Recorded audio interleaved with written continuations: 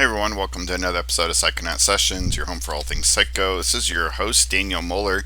Today I'm going to talk about Pink Lemonade. This is a book I've been wanting to go after for a while, and I just found it actually in a dollar bin, and man, um, what have I been missing? This is actually a variant cover by Jim Rugg of cartoonist kayfabe fame, and responsible for Plain Jeans and Octobriana, bunch of other things. And Pink Lemonade is done by Nick Cagnetti, and this book is actually doing really well in terms of. I think Pink Lemonade is even in the Simon&Schuster circuit, so maybe that's actually more mainstream than independent. I don't know, but I've been wanting to check it out. I've seen Nick's work around, and this has always looked fun. And I saw this cover, and there's some about a Jim Rugg cover that will always draw me in.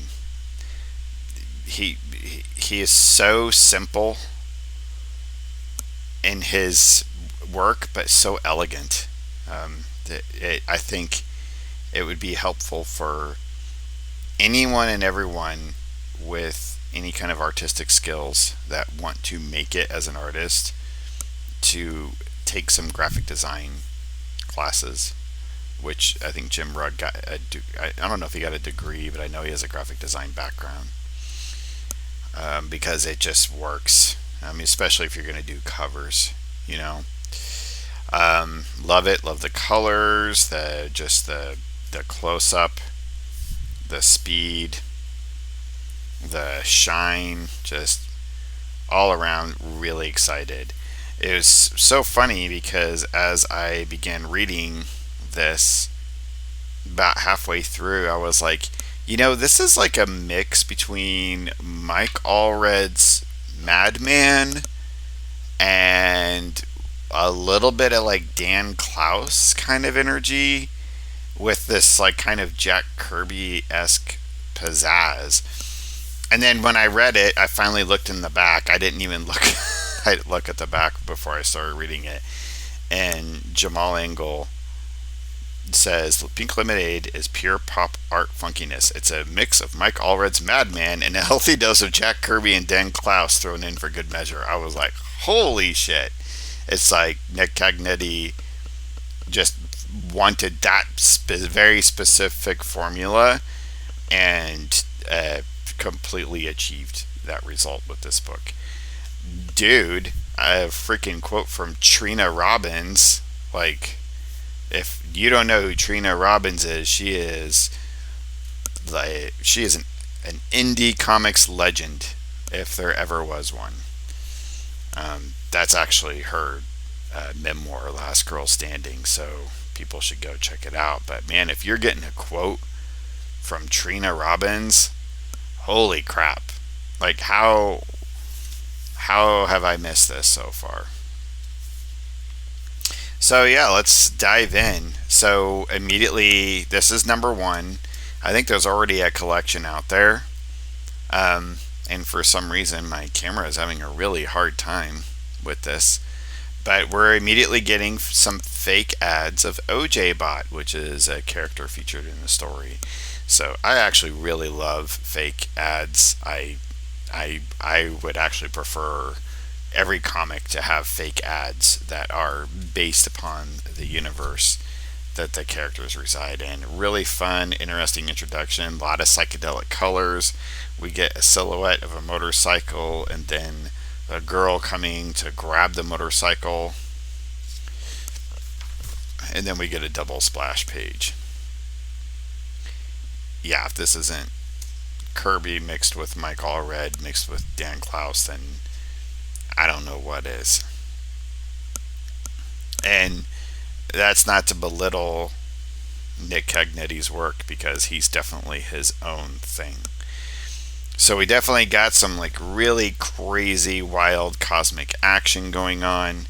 We got a dog with a rocket pack, and a human with a rocket pack and a ray gun, shooting a big monster thing, and apparently it's some sort of game show. She jumps into some kind of finish line and then tells this guy, this big guy whose name is Barzabelli Jr., that now you got to let all the people go because I won. And he's like, not a chance.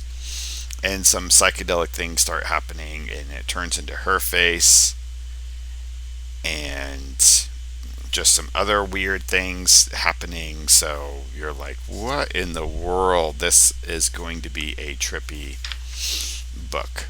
But then she wakes up. So, okay, that was just a dream. And she is sitting here hanging out with her motorcycle in this beautiful landscape, and then something begins rising out of the ground, and her motorcycle starts talking, and you're like, what in the world? And she wakes up again. So we're getting like a dream within a dream within a dream, which actually sets the stage really well for this scenario. So this girl who calls herself Pink Lemonade, she has a huge scar on her forehead, and apparently kind of has amnesia, doesn't really know who she is or what, but is just really chipper about it, and is just ready to she doesn't really know who she is, but she's just out having a good time. Makes friends with this little girl who named her. The little girl named her because she had a pink lemonade stand, and was like, I'm naming you Pink Lemonade. And she's like, well, I look like Pink Lemonade. That's perfect. And they became friends, and the mom comes by. The girl is basically, showing her mom how cool this person was and interesting, and they're just having a good time. It's just like fun conversation. Everybody's really happy, and they invite her over for macaroni, and they're just hanging out. And this girl, Pink Lemonade, is again has amnesia, not really remembering anything, but she's just wanting to go around and just help people and have fun, and just she has such a good mannerism about her. She's just trying to have fun at the same time. Really interesting image here of her reflection in the spoon. And so all of this is just like very lighthearted and innocent. That's the word I was looking for. Just pure innocence. And so the mother is a comic artist, but also a collector of this like character OJ bot, and collects all sorts of memorabilia and stuff of this character, which itself was this character who was very. They go into the background of this character. Such an excellent shot of her just going through the comic box, and you got this like just cool looking halo. They start talking about the background of this character and how innocent they were. They watch an old VHS tape of this character,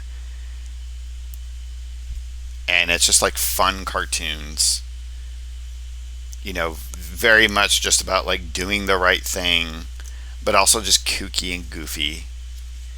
And they kind of reminisce about that, and they talk about like, yeah, why don't they ever make these anymore? And the little girl's like, there's no new OJ bots like stuff. And she's like, well, why not? And they're like, well, long story short, OJ bot got a dark and edgy reboot to update it, and he would just blow up everything and everyone. His friend, his like little sidekick fellow was dead, so he was always mad now, and it was just terrible, and it destroyed the brand. So here we got like, this is a direct homage to Frank Miller's Dark Knight Returns. It's when they just made Batman so dark and edgy that he's never been able to escape from it. They killed Robin. The city screams for my help. They won't get it. Like, they tried to reboot this just like fun, boingy boingy kind of like character to this dark, edgy, everything sucks. And they make a comment that it just seems like someone just didn't want the world to be pure anymore. And like very much, even just down to the style in which this is made, this comic is all about purity and just that innocent kind of fun. And that's exactly like who Pink Lemonade is. And then she's just like, oh, thanks for everything, I'm gonna go help people some more. I don't know where I'm going or what I'm doing, but I feel the need to go help people and have no idea who I am, but I'm just going to do that. And she rides along and she hears a little boy scream for his balloon. And so it's past this road closed sign, and she's like, I'm going to go help this. No boy should ever lose their balloon. I really love this word panel. I such a fun way to, like, it's very simple, but it's also like really fun and zany to just like the words themselves. The word balloon is stuck inside of the panel, but the one letter of the word is popping out just a little bit, just enough. Like, it's not too crazy. And if you think about like the way even like the speed lines are and the different ways in which Nick Cagnetti's showing motion for the motorcycle, he's not going nuts with it at all. It's just a little bit of enough for you to get that feeling of motion or that feeling of something wacky happening, but doesn't go nuts. So she goes past the road clothesline and ends up on a movie set where this guy was getting rid of this kid's balloon on the movie set. Apparently it was part of the movie. And he's definitely some like 90s edgelord with a mullet. Like everything is all grim and gritty kind of guy. Like he gets really angry that she came in to save the balloon. And the boy's like, what? Because she thinks she's doing a good thing. But she really just interrupted a film set. So 90s edgelord dude gets really angry about it. But at the same time, the producer is like, ooh, who's this person? We should see if she wants to be in the movie. But the girl takes off. Again, another fun whoop whoop whoop. Just has that like Mike Allred kind of retro, kooky, zany style. And very much like her character is all kind of like Mike Allred's Madman, who, if I remember correctly, didn't know a lot about his past, but yet was just like doo doo doo. It wasn't. There was no like, oh man, I can't remember anything about Batman. It's just like cool, just like naively going through life and trying to enjoy themselves. So we get a few more sequences here where she keeps encountering this character, which kind of looks like a version of her in a cloak that keeps coming up.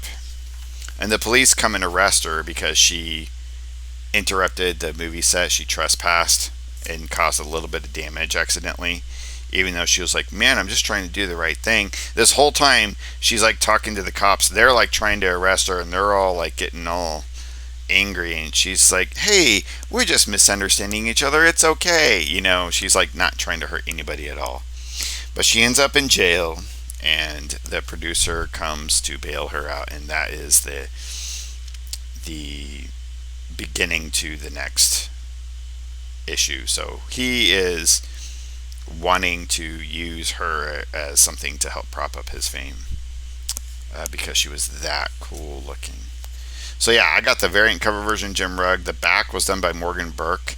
The edgelord dude I was talking about, the 90s edgelord dude, is Ron Radical. That was created by Tristan Bagnall. A lot of fun. So there's even a cover, or not a cover gallery, but a Pink Lemonade art exhibition of different people's interpretations, fan art, so to speak, or pinups. Really cool. I love this like gallery setting. And then there's even like a cardboard prop up of Pink Lemonade because she's in jail, so she couldn't make it, but this will do. So a lot of fun. Next, Pink Lemonade goes extreme, so she's going to be fighting against that like 90s extreme crap that just really like tore comics up. And this is the same image that the mother drew of Pink Lemonade with OJ bought earlier in the book. I don't know if I pointed it out. But yeah, tons of fun. I loved this book. I don't know why I haven't picked it up. It always looked interesting and looked fun, but I'm completely in love. So I definitely want to try to get the others if I can. If not, I'll just get the collection. But this was definitely worth uh, a purchase, and I will purchase more Nick Cagney. I did not realize this was as fun as it turned out being. So, yeah, go pick it up, ladies and gentlemen. You can get on the Simon and Schuster website or Amazon or whatnot. You can get the full collection. So go support Nick, and thanks everyone for watching. My own pitch is that you can sign up to my Patreon, get exclusive content as well as early screenings of all my videos. And I have my own books and comics that I sell on my website. All this is linked in the description of this video. Thank you so much for watching. Stay tuned for more. Like, subscribe, hit the bell, blah, blah, blah. Keep it safe, everyone. Keep it psycho.